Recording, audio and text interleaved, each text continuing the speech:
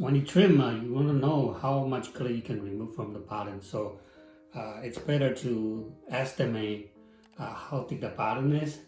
And actually, I have a very good way to measure exactly how thick the bottom is.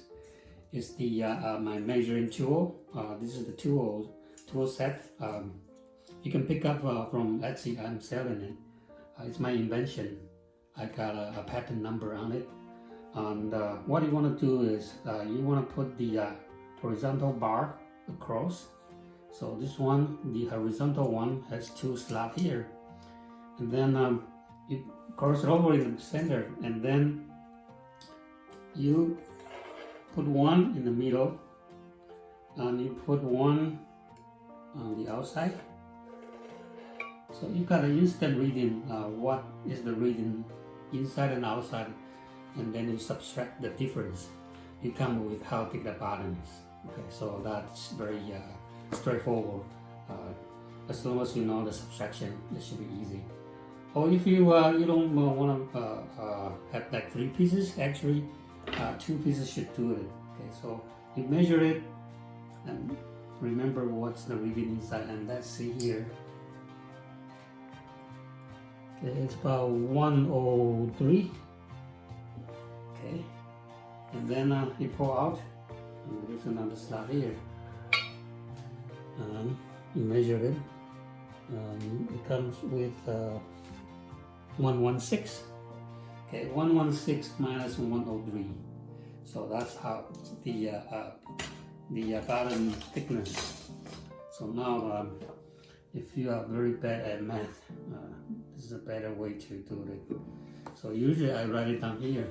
So it's 116 minus 103. Okay, 116 minus 103. So it comes with 1 and 3. So you know the bottom is 13. Okay, doesn't matter. So once you're done with it, actually the my ruler is in millimeters. Okay, millimeters. So 13 millimeters. So what is the thickness of 30 millimeters? It's about from here, okay, from the tip to the tip of my thumb. Okay, so that's about 30 millimeters. That's how thick the bottom is. And then we are aiming at going about leaving about 3 millimeters. The thickness in the middle, about 3 millimeters. Meaning we can go 10 millimeters deep. Okay, so when I'm trimming, I will constantly check it. So put the ruler here and then check until I hit 10. Okay, keep on going and then dig in and until I hit 10, then I stop.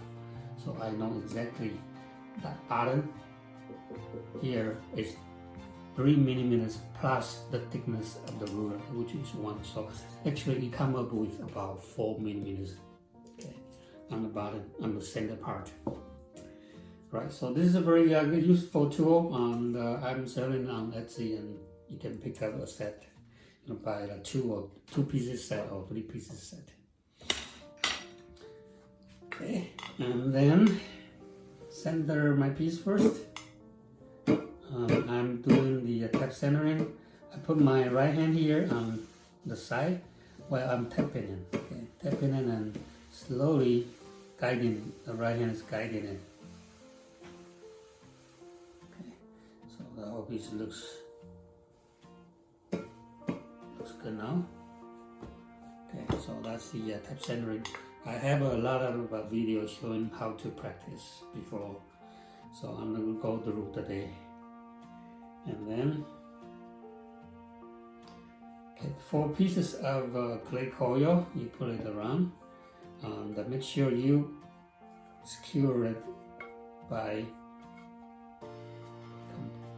when I'm using my right hand to squeeze down the coil, you see that I'm holding my right hand and my left hand is kind of pushing it down. So when I'm squeezing the clay, I don't push the clay by accident. So that's one other tip that when you're doing it, make sure you do that. to the final check-in, see if that clay is sticking very well. Okay, so that's the centering and then secure the clay. And now for trimming, you can give yourself an idea where you're going to put your foot ring here. So you could maybe right here. That might be the outer part of the foot ring, and then here. So this will be the inner part of the foot ring. So, and then the rest of the clay you can remove it, and you can remove it here too. So give yourself an idea. Right. So from the trimming, now I'm going to go take care of the inside first, because I told you that I want to go 10 millimeters deep. I write it down here, 13, right? So I want to keep 3 here, keep 3 here, right? And I go 10 deep. Okay. Now I'm holding my, this is my number 2 carbide tool, tungsten carbide tool. And if you buy my traditional tool, it's similar. Yeah, similar. A little bit wider here, but this one is a little bit narrower. This is the same thing, okay? It's just the carbide tool, less the edge is much longer. And this one, maybe a couple trim, you need to resharpen it. And the resharpen method is the same. So let me use my regular tool to show you. It's very easy to go through here. So secure the tool with my thumb extended, and that hand is holding it. Secure it, and then try to dig from the center and the corner here.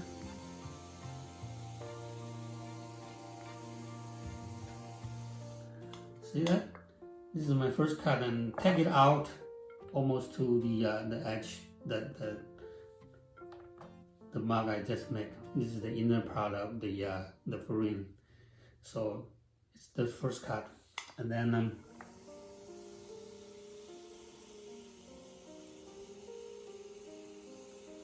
second cut,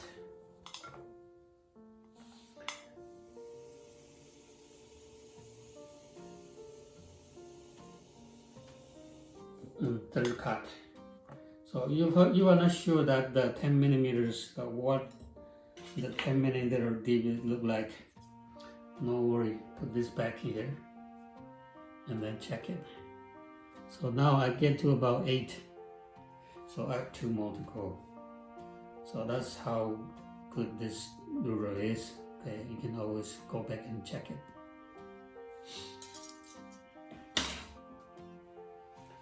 So I'm going 2 more millimeters.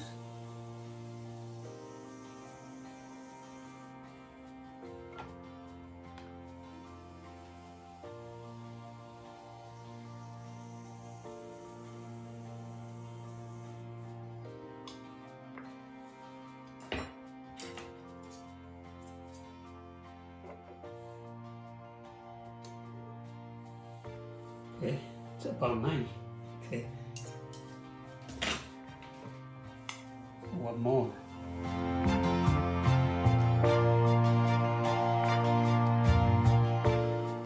I think that should do it. Let's double check it. Yeah, it's 10. Okay, 10. So I will stop right here. And then I'm going to bring back my carbide tool. Okay, and take it outside. So first I will cut right to the edge of the mark I just made. Okay, right here. And then I want to compare the inside corner here and outside corner. That they should be at the same height or even lower, because when you throw a ball, the ball has a little dome, so it could be a little bit lower.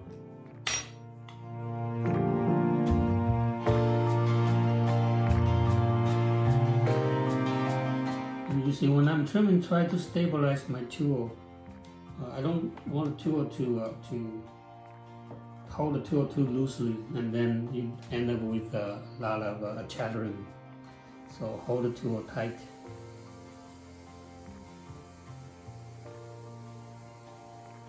If you want to chatter, you can chatter, but sometimes if you don't like the chattering, right, so you have to hold the tool very tight.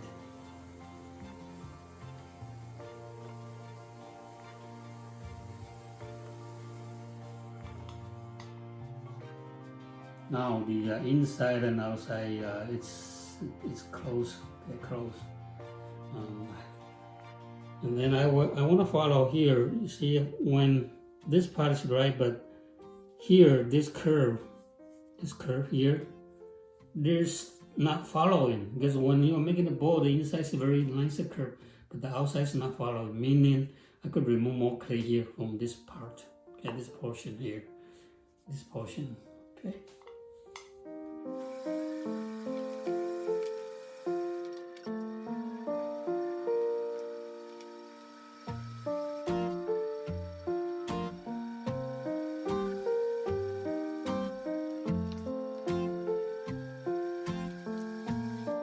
Now the curve is much better.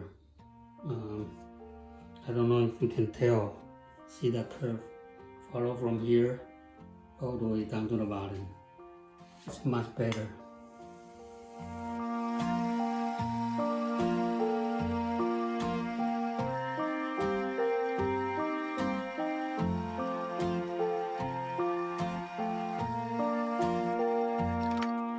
Okay, so now I want to do the detailing on the foot.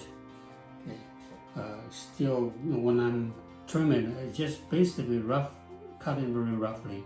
But now, to finish up, to have a nicer foot, you want to finish up, especially the inside wall here, this part here, should be nicer. The corner, the mid in the corner, that should be nicer. And also here, could be a bit nicer too. And also here, you want to make sure that you remove all the mark and make it smooth. So detailing, after roughly trimming, detailing the foot, get the foot ring. So this is what I'm going to do, detail the foot ring.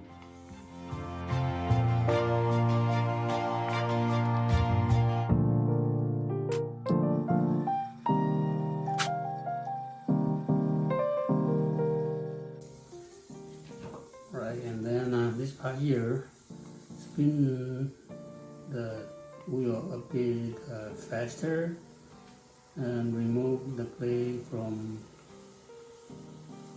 the outside, or you can remove the clay from the inside. The key is spinning the wheel a bit faster and cut it either from the outer part or from the inner part.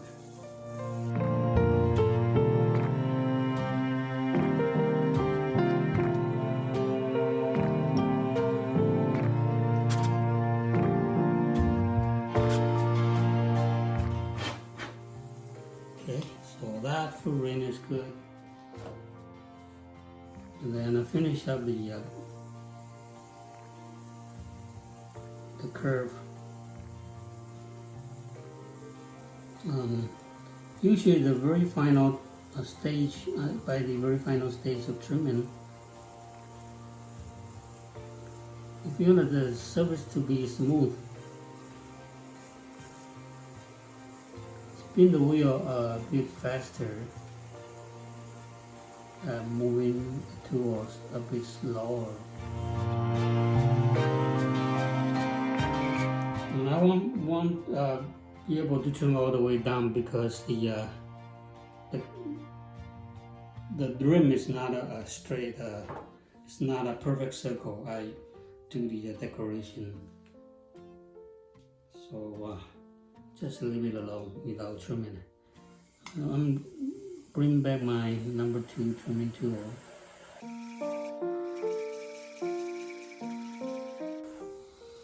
It's also a very good strategy using the carbide tool to do all the rough job, and then for the very final stage of polishing, smoothing the surface, and bring back the regular stainless trimming tool. It's the surface is much nicer than the carbide tool.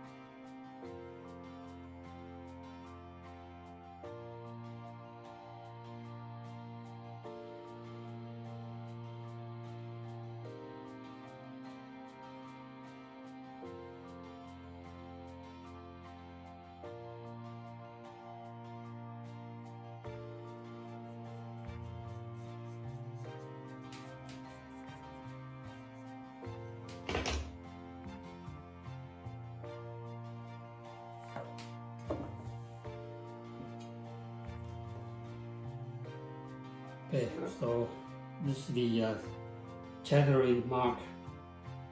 So I told you that I will do a slow motion so you can see the result now.